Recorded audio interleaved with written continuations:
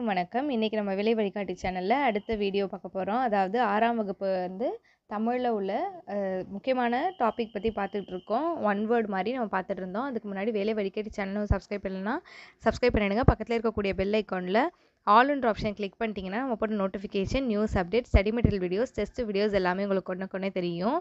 இப்போ இது எதுக்காக இந்த ப்ரிப்பரேஷன் பார்த்தீங்கன்னா, டிஸ்ட்ரிக்ட் ஹைகோர்ட்டுக்கான எக்ஸாம் வந்து கால்ஃபர் பண்ண போகிறாங்க. அதுக்கான எக்ஸாம் வந்து சீக்கிரமாக வரப்போகுது. அதுக்கான ஒரு ப்ரிப்பரேஷன் வீடியோ தான் இது. ஆல்ரெடி நம்ம 2 வீடியோ போட்டிருந்தோம். அந்த வீடியோ பார்க்காதவங்க பார்த்துக்கோங்க. உங்களுக்கு அதை ரிவிஷன் பண்ண மாதிரியும் இருக்கும். படிக்காதவங்க வந்து ஒரு வாட்டி அதை பார்த்தாலே உங்களுக்கு நாலேஜ் வந்து கண்டிப்பாக கெயின் ஆகும். நீங்கள் அதுக்கப்புறம் புக்கை பார்த்தாலும் சரி, பார்க்கலனாலும் சரி, உங்களுக்கு இது வந்து மைண்டில் அப்படியே ஸ்டோரேஜ் ஆகி நிற்கும். ஸோ இந்த வீடியோ வந்து ஸ்கிப் பண்ணாமல் பாருங்கள். உங்கள் ஃப்ரெண்ட்ஸ் அண்ட் ஃபேமிலி மெம்பர்ஸ்க்கு ஷேர் பண்ணுங்கள். தொடர்ந்து நம்ம சேனலை ஃபாலோ பண்ணுங்கள்.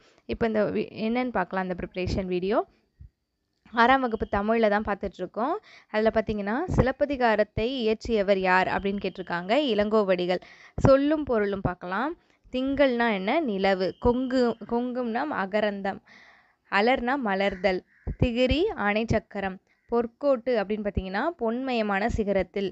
மேரு அப்படின்னா இமயமலை. நாமநீர் அச்சம் தரும் கடல். அலினா கருணை. இளங்கோவடிகள் டேஷ் மரபை சேர்ந்தவர் அப்படின்னு கேட்பாங்க கண்டிப்பாக. அது வந்து சேர மன்னர். இவரது காலம் பார்த்தீங்கன்னா கிபி 2ஆம் நூற்றாண்டு.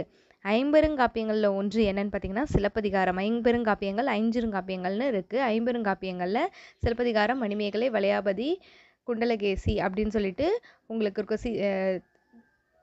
அதில் வந்து ஐம்பெருங்காப்பியங்கள் ஒன்று என்னென்னா சிலப்பதிகாரம். இது தமிழின் முதல் காப்பியம்.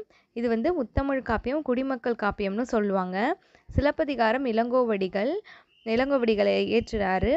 அதை வந்து இரட்டை காப்பியங்கள் என அழைக்கப்படுகின்றன அப்படின்னு சொல்கிறாங்க. திங்கள், ஞாயிறு, மழை என இயற்கை வாழ்த்துவதாக இந்நூல் வந்து தொடங்குகிறது அப்படின்னு சொல்கிறாங்க. அடுத்து வந்து காணி நிலம் அப்படின்ற ஒரு பாட்டு இருக்கும். அதை யார் எழுதுனாங்கன்னா பாரதியார். அந்த லெசனில் உள்ள சொல்லும் பொருள் முக்கியமானது. காணினா நில அளவை குறிக்கும் சொல். மாடங்கள் மாளிகையின் அடுக்குகள். சித்தம்னா என்னென்னா உள்ளம். பாரதியார் வந்து எந்த நூற்றாண்டை சார்ந்தவர் அப்படின்னு பார்த்தீங்கன்னா 20ஆம் நூற்றாண்டோட இணையற்ற கவிஞர் யாருன்னா பாரதியார். அவருடைய இயற்பெயர் வந்து சுப்பிரமணியன். இவர் இளமையிலேயே சிறப்பாக கவிப்பாடும் திறன் பெற்றவர் அப்படின்னு சொல்கிறாங்க. எட்டயபுர மன்னரால் டேஷ் என்னும் பட்டம் வழங்கி சிறப்பிக்கப்பட்டவர் அப்படின்னு பார்த்தீங்கன்னா பாரதி என்னும் பட்டம் வழங்கி சிறப்பிக்கப்பட்டவர். கவிதையின் வழியாக டேஷ் உணர்வை ஊட்டியவர். விடுதலை உணர்வை யார் ஊட்டினாரு? பாரதியார். அவர் வந்து மண்ணுரிமைக்காகவும் பெண்ணுரிமைக்காகவும் பாடுபட்டவர் அப்படின்னு சொல்கிறாங்க. நாட்டுப்பற்றும் மொழி பற்றும் மிக்க பாடல்களை படைச்சிருக்காங்க யார்? பாரதியார். அவர் வேறு என்னென்ன பாட்டெலாம் எழுதியிருக்காங்கன்னா பாஞ்சாலி சபதம், கண்ணன் பாட்டு, குயில் பாட்டு போன்ற நூல்களை எழுதியிருக்காங்க. அது வந்து பாரதியார் லெசனில் உள்ள டாப்பிக்கான கொஷின்ஸ் பார்த்துட்டோம். அடுத்து வந்து வலசை போதல், அதாவது பறவைகள் பற்றிய ஒரு லெசன் இருக்கும். அதுலேருந்து பார்க்கலாம். இடம்பெயர்தலை டேஷ் என்று கூறுவர். வலசை போதல் அப்படின்னு சொல்கிறாங்க. நீர்வாழ் பறவைகள் தான் பெரும்பாலும் வலசை போகும் அப்படின்னு சொல்கிறாங்க. அது எதுக்காகலாம் வலசை போகுது? உணவு, இருப்பிடம், தட்பவெப்பநிலை மாற்றம், இனப்பெருக்கம் காரணமாக பறவைகள் வந்து வலசை போகின்றன அப்படின்னு சொல்கிறாங்க. நிலவு, விண்மீன், புவியீர்ப்பு புலம் ஆகியவற்றின் காரணமாக பறவைகள் வலசை போகின்றன அப்படின்னு சொல்கிறாங்க. பொதுவாக வலசை போகும்போது எந்த டைரக்ஷனில் போகும் அப்படின்னு பார்த்தீங்கன்னா, வடக்கிலிருந்து தெற்கு நோக்கியும் மேற்கிலிருந்து கிழக்கு நோக்கியும் பறவைகள் வந்து வலசை போகின்றன அப்படின்னு சொல்கிறாங்க. அப்படி வலசை போகும்போது அதோட உடலில் மாற்றங்கள் ஏற்படும்.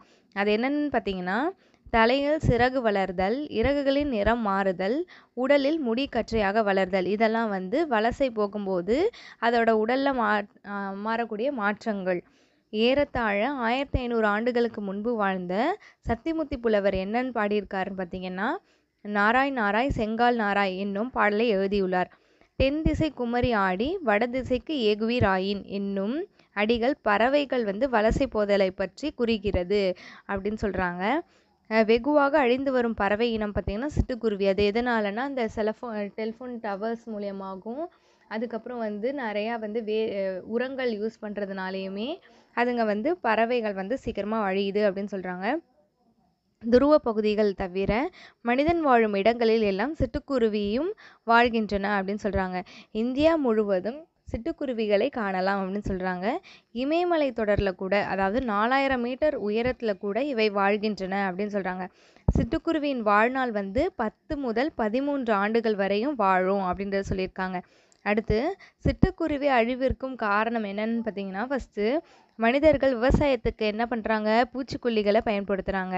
அது மட்டும் இல்லாமல் நவீன கட்டடங்கள், அதாவது குருவிகள் வந்து கூடு கட்ட ஏற்றவையாக இல்லாததுனால அதுங்க வந்து அழிஞ்சு போகுது. அதுக்கப்புறம் சிட்டுக்குருவிகள் வாழ வேலி தாவரங்கள், அதாவது அதோட